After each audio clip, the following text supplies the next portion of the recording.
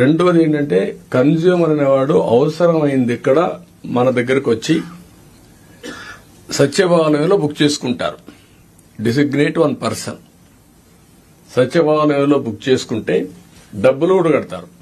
ఎంత డబ్బులు కట్టాలో ట్రాన్స్పోర్టేషన్ కూడా చార్ట్ ఉంటుంది. కంప్యూటర్ తయారు చేస్తున్నాం, అందులో క్లియర్ గా ఉంటుంది ఎన్ని కిలోమీటర్లు ఎంత అని. దాని ప్రకారం క్లియర్ గా రీచ్కి అయ్యే కొద్దికి వాళ్ళ ఇంటికి పోవడానికి ఏ పాయింట్కి పోవాలనో బుక్ చేసుకుంటే నేరుగా అక్కడికి వెళ్తుంది. ముందే డబ్బులు కడతాడు. తర్వాత ఆయన రీచ్ అయిందని చెప్తేనే మనం డబ్బులు రిలీజ్ చేస్తాం. Number 2, all lorries uberization. Principle is very clear. ఈరోజు మీరు చూస్తున్నారు, ఇక్కడ ఆటోలు ఉన్నాయి, రైల్వే స్టేషన్లో ట్రైన్ వచ్చింది, వరుసగా ఆటోలు వస్తూ ఉంటాయి, ట్యాక్సీలు వస్తాయి. ఫస్ట్ కమ్ ఫస్ట్ సర్వ్, ఎక్కడికి పోవాలనో అకార్డింగ్ టు డిస్టెన్స్ రేట్లన్నీ డిసైడ్ అయిపోతాయి, పే చేస్తారు, వెళ్ళిపోతున్నారు. Same I want to bring those who are interested lorries, I'm requesting them. Harassment లేకుండా విన్ విన్ సిచ్యువేషన్ ఉండాలి. మీరు ప్రభుత్వానికి చెడ్డ పేరు తేవద్దండి.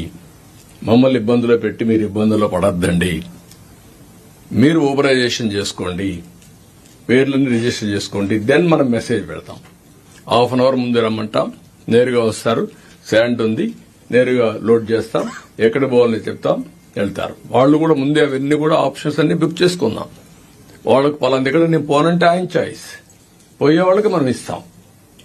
ఏది కూడా స్టాండర్డైజేషన్ చేస్తాం. రేట్లన్నీ స్టాండర్డైజేషన్ ప్రకారం ఎవరైతే విల్లింగ్ ఉంటారో అవన్నీ ట్రాన్స్పరెంట్ గా పెట్టేస్తాం. ఇవన్నీ బుక్ చేసిన తర్వాత ఒకటి ఊబరైజేషన్ ఆఫ్ ట్రాన్స్పోర్ట్. అవసరమైతే ఆ వ్యక్తి రావాలంటే పలానా రోజు మీకు దొరుకుతుందంటే వచ్చి ఆయన వెహికల్ అయినా పోవచ్చు, లేకపోతే లారీలో కూర్చొని ఇంటికి తీసుకుపోవచ్చు. We don't have any objection. Check చేసుకోమనండి.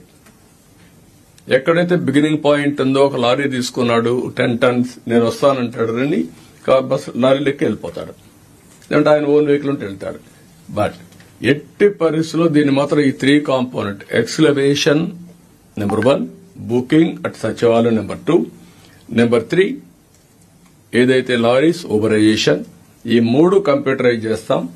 Will keep before you. You have to act very firmly. Nobody should touch. ఇది ఏదైతే పేదవాళ్లకు ఉపయోగపడి మనం ఇప్పుడు రోటీ, కపడా, మకాన్ అంటాం. ఆహారం, దుస్తులు, ఇల్లు, ఇది ఇంటికి కావాల్సిన ఇసుక. అది కాకుండా it is the right of the common man. Nature లో వచ్చిన ఇసుకని కొంతమంది ఇష్టానుసారంగా చేయడం చాలా దుర్మార్గం. పోయిన గవర్నమెంట్ చాలా జరిగాయి. దానిపైన కూడా ఇప్పటికే ఎంక్వైరీ జరుగుతున్నాయి. కడాన సుప్రీంకోర్టు చెప్పినా భయపడలేని పరిస్థితికి వచ్చాం. ఇమ్యూనిటీ, దానికి కూడా సుప్రీంకోర్టును కూడా మభ్య పెట్టడానికి తప్పుడు సర్టిఫికెట్లు ఇచ్చారు.